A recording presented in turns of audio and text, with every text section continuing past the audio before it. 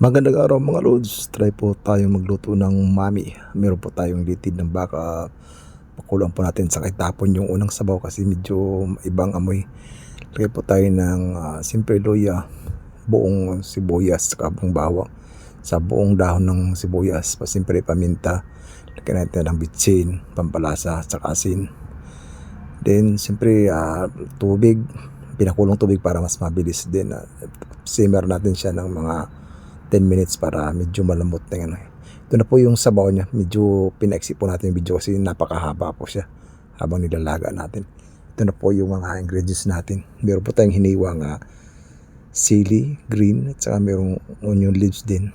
Ito. Habang niluluto natin yung litid ng baka, nagprito na rin po tayo ng bawang para yun na rin po yung pang toppings natin para meron siyang kakaibang aroma.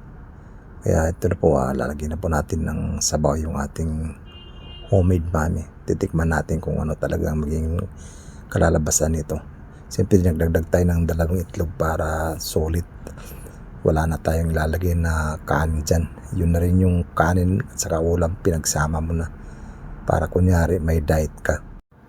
Sa mga natatakam dyan, habang nanonood, mag beef noodles na lang kayo. Kanon din ang lasa niyan, magkakaparehas. Maraming salamat po sa inyong panonood.